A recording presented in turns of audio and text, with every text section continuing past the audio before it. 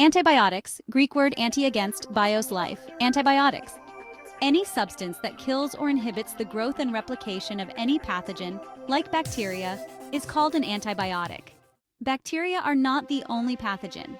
Fungi and viruses are also infection-causing agents. The fungi are targeted by antifungal treatments, and viruses are targeted by antiviral treatments. The word antibiotic is used only to target bacteria. The name antimicrobial is an umbrella term for anything that inhibits or kills microbial cells, including antibiotics, antifungals, antivirals, and chemicals such as antiseptics. Most antibiotics used today are produced in laboratories, but they are often based on compounds found in nature. Some antibiotics are highly specialized and only effective against certain bacteria, which are called narrow spectrum.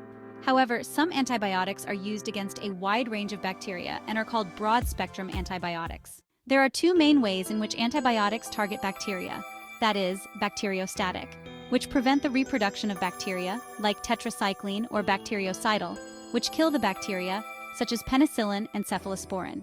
Although there are different systems for classification of antibiotics, the most useful is based on chemical structure.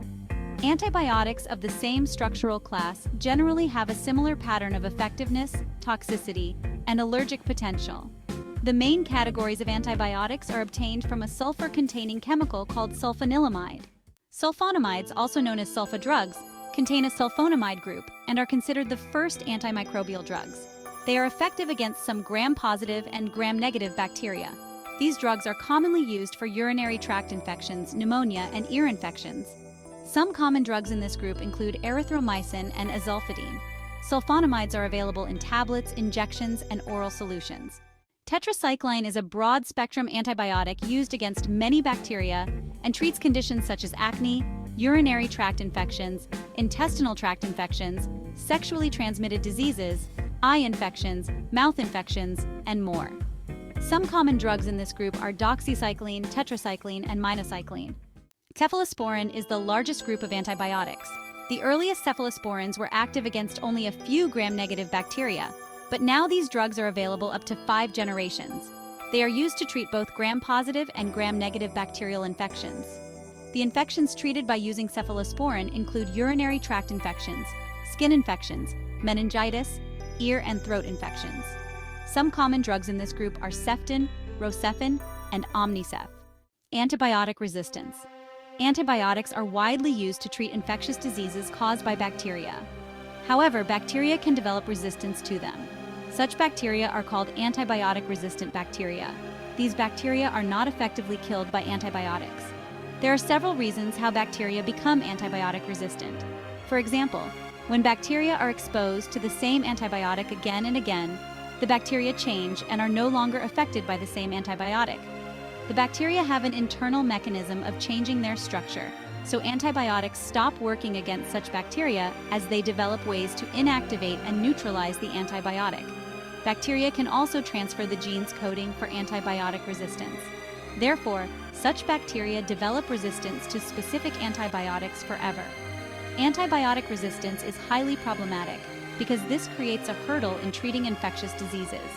In addition, antibiotic resistance is not only increasing the risk of death due to infectious diseases, but also the patient will spend more time in the hospital for more expensive treatment.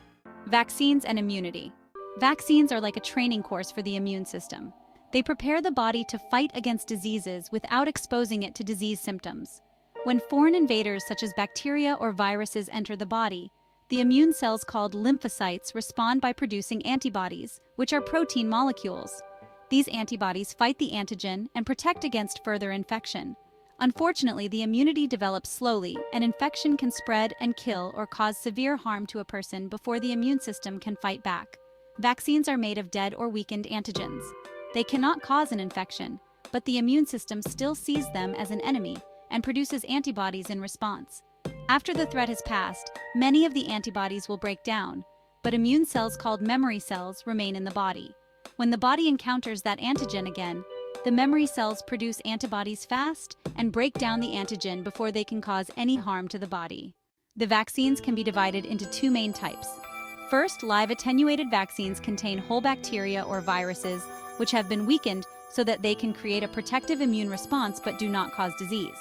Second, inactivated vaccines contain whole bacteria or viruses which have been killed, or small parts of bacteria or viruses, such as protein or sugars, which cannot cause disease.